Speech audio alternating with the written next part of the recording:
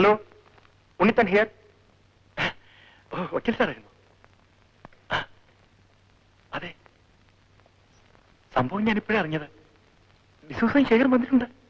വക്കീൽ സാർ ഇതിൽ വന്നാൽ നമുക്കൊന്നിച്ചു പോവാം.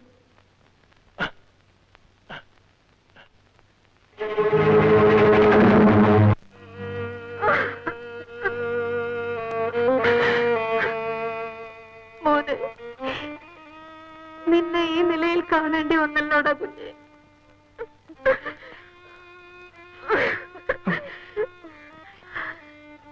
ഇനി നിനക്ക് എന്തെങ്കിലും സംഭവിച്ചു പോയാൽ ഞങ്ങൾക്ക് ആരുണ്ട് മോനെ? ഈശ്വര, ഞാനിനി ആർക്കു വേണ്ടി ജീവിക്കും?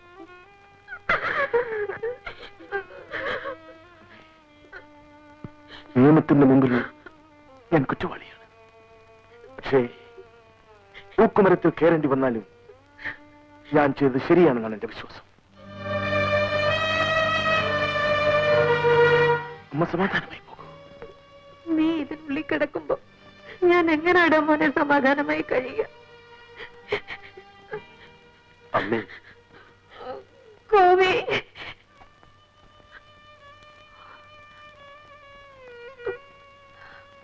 ഇൻസ്പെക്ടർ സാർ, എന്തെങ്കിലും കുറ്റം ചെയ്തെന്ന് പറഞ്ഞ് ഞങ്ങളെയും കൂടി ഇതിനകത്ത് കൊണ്ടുവന്നിട്ടേക്കണം.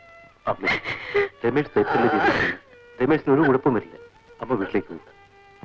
അമ്മയെ കൂട്ടിക്കൊണ്ടു.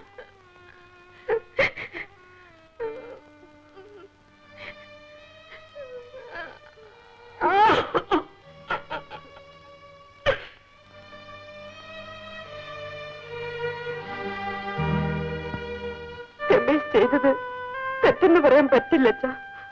ആരായാലും അങ്ങനെ ചെയ്തു പോകും. തെറ്റും ശരിയും ഞാനും നീയും അല്ല മോളെ തീരുമാനിക്കേണ്ടത്.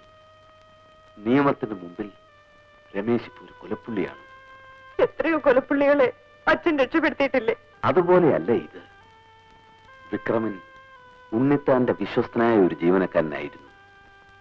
അവനെ കൊന്നവനെ ജാമ്യത്തിൽ ഇറക്കാൻ എനിക്ക് ഉണ്ണിത്താന്റെ അഭിപ്രായം കൂടി അറിയേണ്ടതുണ്ട്. അച്ഛന് ഞാനാണ് ഉണ്ണിത്താനാണ് വലുത്. രാധേ,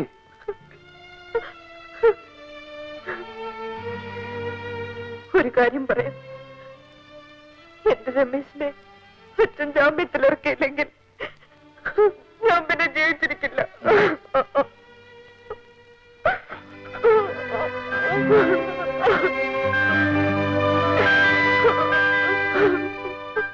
അപ്പോൾ രമേശിന് വേണ്ടി ജാമ്യം എടുക്കാൻ തന്നെ നിങ്ങൾ തീരുമാനിച്ചു അല്ലേ? അതെ, അതിനുവേണ്ടിയാണ് ഞാനിപ്പോ കോടതിയിൽ പോകുന്നത്. മിസ്റ്റർ മേനോൻ, നിങ്ങൾ ഈ കമ്പനിയുടെ ലീഗൽ അഡ്വൈസറാണ്. ഇവിടുത്തെ ഒരു ജീവനക്കാരനെ കൊല ചെയ്തതിനു വേണ്ടി ജാമ്യം എടുക്കാൻ പോകുന്നതിന്റെ നീതിബോധം എനിക്ക് മനസ്സിലാകുന്നില്ല. In other words, I don't get the justification. ഈ സ്ഥാപനം ഉണ്ടാക്കുന്നതിന് വേണ്ടി ഉടമസ്ഥരായ നിങ്ങളെക്കാൾ കൂടുതൽ ത്യാഗം അനുഭവിച്ച ഒരു മനുഷ്യന്റെ മകനാണ് രമേശ്. അവനെ സഹായിക്കേണ്ട ബാധ്യത എനിക്കുണ്ട്. ആ കുടുംബത്തോട് എനിക്കില്ലാത്ത ബാധ്യത നിങ്ങൾക്ക് എങ്ങനെ ഉണ്ടായി? എന്റെ എല്ലാ ബന്ധങ്ങളും ഉണ്ണിത്താൻ അറിയണമെന്നില്ലല്ലോ. എന്നെ പിന്തിരിപ്പിക്കാനാണ് വിളിച്ചു വരുത്തിയതെങ്കിൽ അത് നടക്കില്ലെന്ന് മാത്രം മനസ്സിലാക്കിയാൽ മതി. ഓഹോ, അത്രത്തോളമായോ? അവനെ ഇറക്കിയതിനു ശേഷം വീണ്ടും നിങ്ങൾ ജോലിക്ക് വരേണ്ടത് ഇവിടെയാണെന്ന് മറക്കരുത്. ഞാനിവിടെ ചെയ്തുകൊണ്ടിരിക്കുന്നത് ജോലിയല്ല, പലതിനും കൂട്ടുനിൽക്കലാണ്. മേനോൻ, നിങ്ങളുടെ വിളി കേട്ടാൽ എന്നിലെ അഡ്വക്കേറ്റ് ചിലപ്പോൾ തറച്ചു നിന്നു വരും. പക്ഷെ ഞാൻ ഒരു അച്ഛനാണ്. എന്റെ മകളുടെ ഭാവിയെ കരുതിയാണ് രമേശിനെ പുറത്തു കൊണ്ടുവരാൻ പോകുന്നത്. മകൾക്ക് വേണ്ടി ഒരു കൊലപ്പുള്ളിയാണ് നിങ്ങൾ കണ്ടിരിക്കുന്നത് അല്ലേ? കൊലപ്പുള്ളിയായാലും കുഷ്ഠരോഗിയായാലും അവൾക്ക് ഇഷ്ടമുള്ളവനാണോ എന്ന് നോക്കേണ്ട ചുമതലയെ എനിക്കുള്ളൂ. ഓഹോ, അപ്പോൾ എന്റെ വാക്കിന് യാതൊരു വിലയും നിങ്ങൾ കൽപ്പിക്കുന്നില്ല. എന്റെ മകളുടെ ജീവിതത്തെക്കാൾ വിലയാണോ നിങ്ങളുടെ വാക്കിന്? നമുക്ക് പിന്നെ കാണാം. Yes, counselor, we are definitely going to meet each other.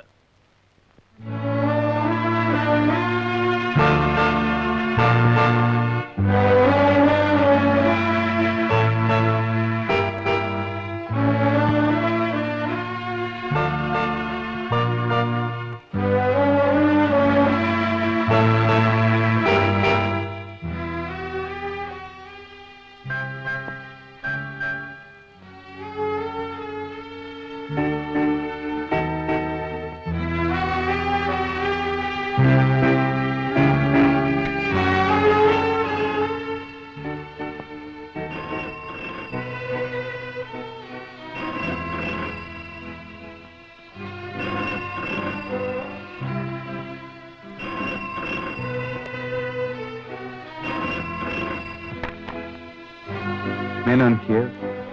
Mister Menon, ഞാൻ കുറെ ദേഷ്യപ്പെട്ട് സംസാരിച്ചതിൽ നിങ്ങൾ പരിഭവിക്കരുത്. കൂടുതൽ ആലോചിച്ചപ്പോഴാണ് നിങ്ങൾക്ക് മകളോടുള്ള വാത്സല്യത്തെക്കുറിച്ച് എനിക്ക് ബോധമായത്. I am sorry.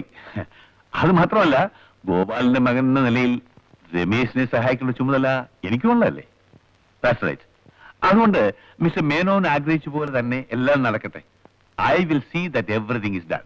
Okay? Thank you. Oh no mind. മുതലാളി, എന്ത് അബദ്ധമായി കാണിച്ചു. എന്താണ്?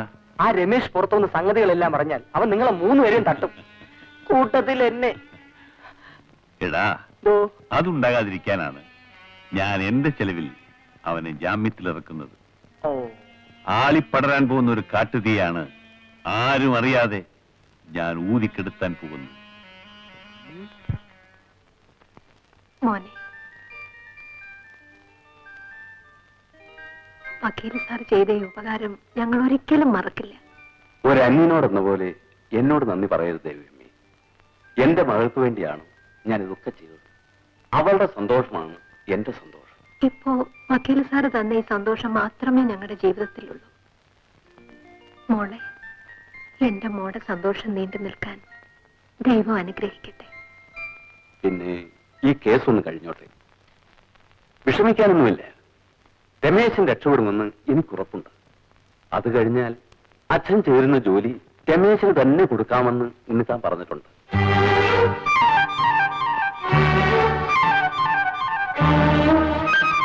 എന്താ ഒന്നും മിണ്ടാത്തത്? മോനെ, അച്ഛൻ ചെയ്തിരുന്ന ജോലിയല്ലേ, അത് കിട്ടുകയാണെങ്കിൽ നമ്മുടെ കുടുംബത്തിന് വലിയൊരു ഭാഗ്യമായിരിക്കും. ആലോചിക്കാം. മറ്റൊരുത്തിനെ കൊണ്ട് ഞങ്ങളെ കൊല്ലിക്കുന്നതിനേക്കാൾ നിങ്ങൾ തന്നെ ചെയ്യായിരിക്കും നല്ലത്. ഉണ്ണിത്താൻ ഒരു കൈ കൊണ്ട് തലോടാനും മറ്റേ കൈ കൊണ്ട് കഴുത്തറക്കാനും മിടുക്കനാണെന്ന് ഞങ്ങൾക്കറിയാം. പക്ഷേ ഞങ്ങളോടത് വേണ്ടായിരുന്നു. ശേഖർ, എന്റെ മുഖത്ത് നോക്കി ഇങ്ങനെ സംസാരിക്കാൻ ഇന്നുവരെ ആരും ധൈര്യപ്പെട്ടിട്ടില്ല. ഇതുപോലൊരു വഞ്ചന ഞങ്ങളോട് ആരും ചെയ്തിട്ടില്ല. ഞാൻ എന്ത് ചെയ്തു എന്നാണ് നിങ്ങൾ പറയുന്നത്? നിങ്ങൾ രമേശിനെ ജാമ്യത്തിൽ ഇറക്കിയില്ലേ? വക്കീലാണ് അത് ചെയ്തത്. അല്ല, നിങ്ങൾ വക്കീലിനെ കൊണ്ട് ചെയ്യിച്ചതാണ്. ജാമ്യത്തിന് വേണ്ടി ആളെ ഏർപ്പാട് ചെയ്തതും പണം കൊടുത്തതും നിങ്ങളല്ലേ? ഞാനത് ചെയ്തെങ്കിൽ അത് എല്ലാവരുടെയും നന്മയ്ക്ക് വേണ്ടിയാണ്. മിസ്റ്റർ ഉണ്ണിത്താൻ, നിങ്ങളുടെ ഇരട്ടത്താപ്പ് നയം ഇനി ഞങ്ങളോട് ചിലവാകില്ല.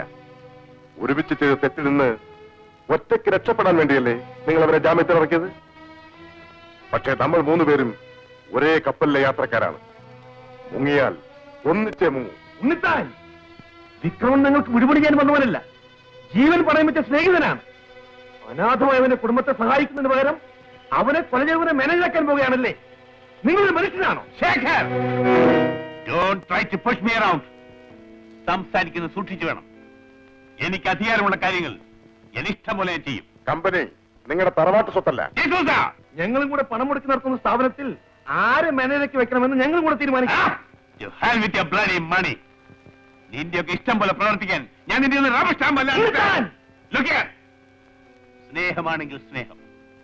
ഒരു പരിധി കഴിഞ്ഞാൽ ആരായാലും ശരി, എന്റെ മുൻപിൽ he'll be a big zero. നിന്റെ മുമ്പിൽ 0 ആകാൻ ഇനി ഞങ്ങളെ കിട്ടില്ല. ഈ കമ്പനിയിലെ പാർട്ണർഷിപ്പ് ഞങ്ങൾക്ക് വേണ്ട. I don't care a damn for it. ഏത് നിമിഷം വേണമെങ്കിലും നിന്റെയൊക്കെ പണം മാറ്റിട്ട് പോടാ. ഉണ്ണിത്താൻ, മരിച്ചേ പിരിയൂന്ന് പറഞ്ഞ നമ്മൾ ഇപ്പോൾ മരിക്കാതെയാണ് പിരിയുന്നതെന്ന് ഓർമ്മ വേണം. ഞാൻ ഉണ്ണിത്താനാണെന്നുള്ള കാര്യം നിനക്ക് ഓർമ്മ വേണം. എങ്കിൽ നമുക്ക് കാണാം. ശേഖർ, വാ.